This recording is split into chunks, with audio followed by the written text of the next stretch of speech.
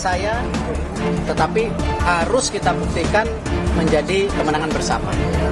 Yaitu apa? Membangun yang namanya sepak bola bersih dan prestasi.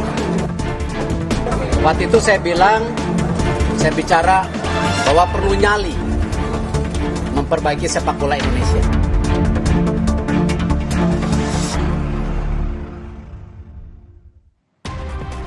Erick Thohir resmi jadi Ketua Umum PSSI periode 2023 hingga 2027 dalam Kongres Luar Biasa yang digelar Kamis kemarin. Tapi yang menarik saudara, dari KLB PSSI kemarin adalah bagaimana perebutan posisi Wakil Ketua Umum yang mesti berubah komposisinya sampai 3 kali.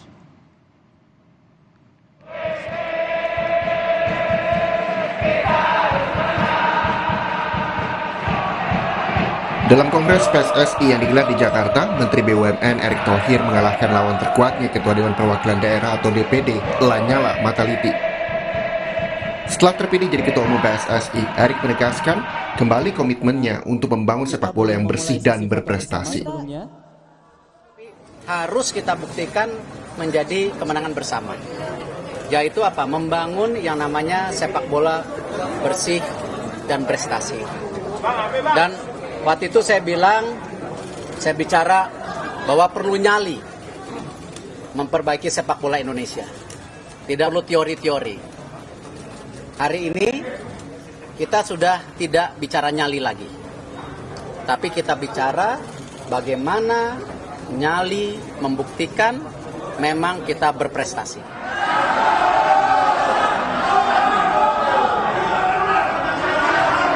Di saat perebutan Ketua Umum berjalan mulus, berbeda dengan perebutan posisi Wakil Ketua Umum PSSI. Mulai dari adanya pemilihan yang diulang hingga 2 kali perubahan komposisi hasil pemilihan ulang.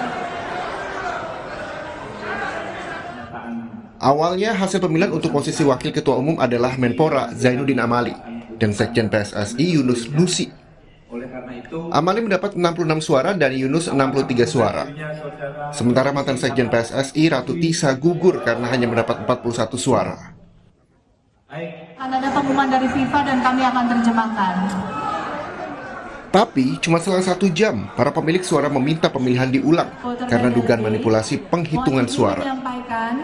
FIFA dan AFC akan membantu penghitungan ulang. Di penghitungan ulang, Menpora Amali justru yang terlempar dari posisi Wakil Ketua Umum. Karena Ratu Tisa mendapat 54 suara dan Yunus Nusi mendapat 53 suara. Sementara Menpora hanya mendapat 44 suara. Namun beberapa menit kemudian pasca terpilih Yunus mengundurkan diri. Mengundurkan diri dari Wakil Ketua Umum PSSI pada hasil pemilihan Kongres hari ini demi untuk kebersamaan kita bersama demi masa depan sepak bola.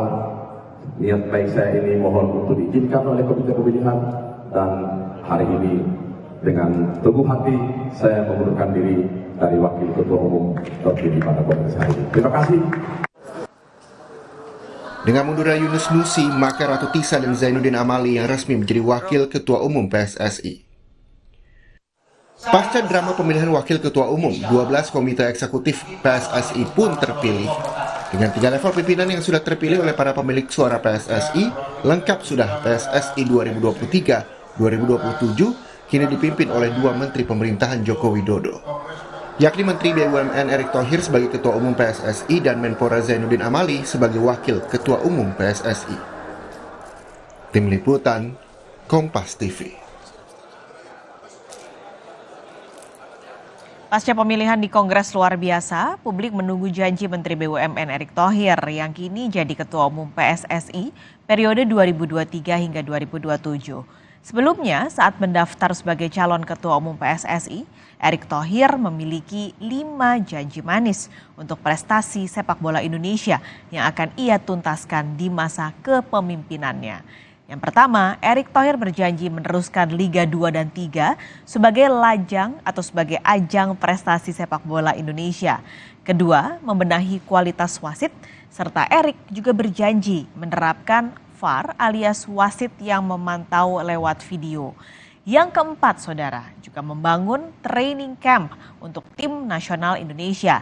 Dan selanjutnya, mengejar ketertinggalan Indonesia dalam prestasi sepak bola dunia. Dan yang terakhir, agenda terdekatnya adalah prestasi Indonesia di Piala Dunia U20 dan juga Piala Asia. Erick Thohir kini memimpin PSSI. Ada juga drama dalam kongres luar biasa. Apa yang sebenarnya terjadi dan apa yang bisa diharapkan dari kepemimpinan Erick Thohir? Siang ini Kompas Siang akan berbincang bersama pengamat sepak bola Muhammad Kusnaini. Bungkus, halo, selamat siang. Halo, selamat siang Pak Skalis. Oke, ini sudah terpilih Erick Thohir yang juga adalah Menteri BUMN. Sebenarnya seberapa besar dampaknya terpilihnya Erick Thohir ini untuk membenahi PSSI?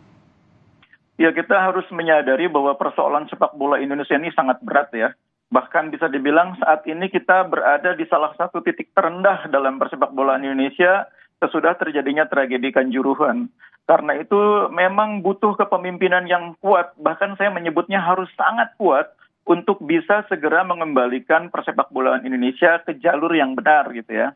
Tidak mengherankan kalau dalam pemilihan dalam KLB kali ini yang terjun itu adalah nama-nama besar. Bahkan kita bisa menyebutnya gajah-gajah semua ini. Ada Menpora, ada Menteri BUMN, bahkan ada Ketua DPD.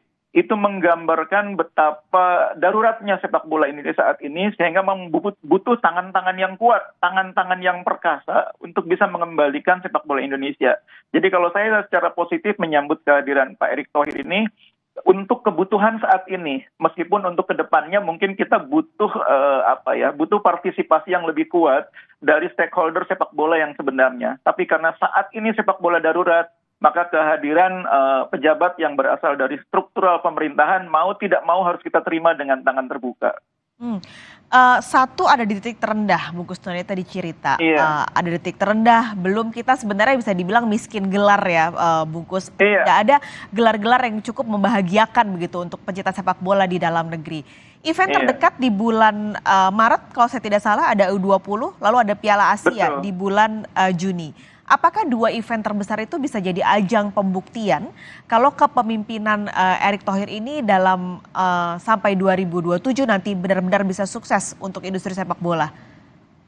Sepak bola itu bukan sesuatu yang instan ya, butuh proses. Karena itu kalau mengukur kepengurusan Pak Erick hanya dari dua event dalam jangka waktu yang sangat singkat, kita juga gegabah namanya. Karena itu saya pikir yang akan dihadapi Pak Erick bukanlah event yang jangka waktunya hanya 1, 2, 3 bulan, tapi kita harus memberi ruang bagi Pak Erick dan struktur kepengurusan PSSI yang baru sampai akhir masa jabatan mereka. Saya secara pribadi bahkan menganggap 4 tahun pun mungkin tidak akan cukup bagi Pak Erick untuk menuntaskan persoalan sepak bola Indonesia. Karena yang disebutkan oleh Pak Erick 5 program prioritas itu hanya sebagian kecil dari permasalahan besar sepak bola kita. Jadi kalau kita mau transformasi sepak bola Indonesia secara menyeluruh, 5 yang disebutkan Pak Erick hanya sebagian kecil. Misalnya dia ingin meningkatkan kualitas wasit. Wasit itu hanya bagian kecil dari persoalan SDM keseluruhan. Kita punya masalah dengan pelatih yang menjadi penanggung jawab klub Liga 1 kita. Sekarang ini hanya 2-3 orang pelatih lokal. Selebihnya pelatih asing. Itu persoalan SDM juga. Lalu kita bicara tentang kompetisi profesional. Kompetisinya profesional, pelaku-pelakunya sudah profesional belum? Salah satu ciri profesionalisme adalah sertifikasi. Jadi orang yang mengelola pertandingan, mengelola kompetisi semua harus tersertifikasi. Wasit kan sudah disertifikasi, pelatih disertifikasi. Nah, penyelenggara pertandingan juga harus disertifikasi. Sekarang faktanya yang namanya LGC atau Local General Coordination, itu koordinator, itu bukan orang-orang yang sepenuhnya tersertifikasi. Harus dilakukan segera sertifikasi. Security officer harus disertifikasi. Media officer harus disertifikasi. Itu persoalan-persoalan SDM semua. Belum persoalan infrastruktur. Ini salah satu persoalan besar. Pak Erick bicara tentang training camp bagi tim nasional. Tapi masalah besar adalah ketersediaan lapangan latihan. Tidak hanya untuk timnas, tapi untuk anak-anak muda yang akan menjadi cikal bakal generasi penerus sepak bola nasional. Pak Erick harus punya program yang terintegrasi, yang menyeluruh, yang tidak hanya menyediakan fasilitas untuk timnas, tapi bagaimana menyediakan lapangan yang layak untuk anak-anak yang akan menjadi pemain timnas di masa depan. Jadi programnya harus sangat kuat, harus sangat terintegrasi, tidak hanya melibatkan PSSI, tapi juga melibatkan Kementerian BUMN, Kementerian PUPR, Kementerian Keuangan, Kemenpora, yang semuanya sebetulnya sudah dikasih tugas melalui Inpres nomor 3 tahun 2019, tapi selama ini tidak dilaksanakan. Bayangkan, ada Inpres, perhatian yang luar biasa dari Presiden, tapi tidak dilaksanakan. Nah, mudah-mudahan karena Pak Erik ini orang yang dekat dengan pusat kekuasaan, dengan Presiden, bisa mendorong percepatan pelaksanaan Inpres tersebut. Tapi kalau bicara Erick Thohir sebagai orang terdekat Presiden, begitu juga dengan karena jabatannya sebagai Menteri BUMN, sebenarnya kan ada aturan ya, Bungkus, yang dari FIFA bahwa tidak boleh ini ada intervensi dari pemerintah. Nah itu nantinya gimana posisinya, Bung? Kalau posisinya pemerintah itu ada di luar PSSI, mungkin bisa dibilang intervensi. Tapi kalau orang dari pemerintahan ada di dalam struktur PSSI kan bukan intervensi, memang mereka yang menyelenggarakan. Kan jadi ini bukan, dan statuta tidak melarang keterlibatan itu. Tidak melarang statuta itu bupati, gubernur, menteri, atau katakanlah Pangdam, atau katakanlah pejabat kepolisian, kan tidak ada larangan dalam statuta, kan itu persoalannya. Lah kalau tidak dilarang kan nanti tidak ada yang dilanggar. Nah kalau sudah ada di dalam, kan artinya bukan intervensi. Intervensi itu kan kalau dari luar mengatur, ini kan memang ada di dalam. Kalau saya melihatnya begini, sekarang ini siapa sih yang lebih butuh? Pemerintah butuh PSSI, atau PSSI butuh pemerintah? Saya harus jujur mengatakan PSSI yang lebih butuh negara, lebih butuh pemerintah. PSSI nggak punya lapangan latihan, PSSI nggak punya stadion. Kalau mau menyelenggarakan kompetisi, pakai fasilitas punya negara. Nah sekarang untuk perizinan aja PSSI minta bantuan Kemenpora untuk mengurus perizinan supaya liga bisa digelar. Siapa yang sesungguhnya lebih butuh saat ini, PSSI atau pemerintah? PSSI yang lebih butuh. Jadi untuk saat ini tidak produktif kalau kita mendikotomikan mana yang lebih butuh, PSSI lebih butuh atau pemerintah lebih butuh. Dua-duanya saling membutuhkan, tapi saat ini PSSI lebih butuh uluran tangan dari pemerintah.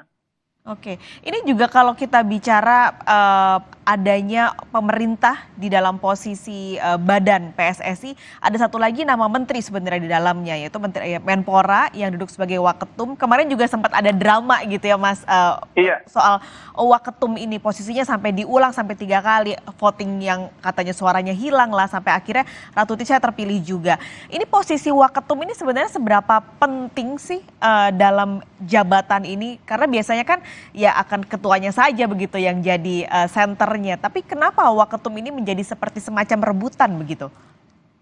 Iya, jadi kalau kepemimpinan PSSI itu kan pada dasarnya kolektif kolegial. Secara organisasi memang PSSI di luar diwakili oleh yang namanya ketua umum.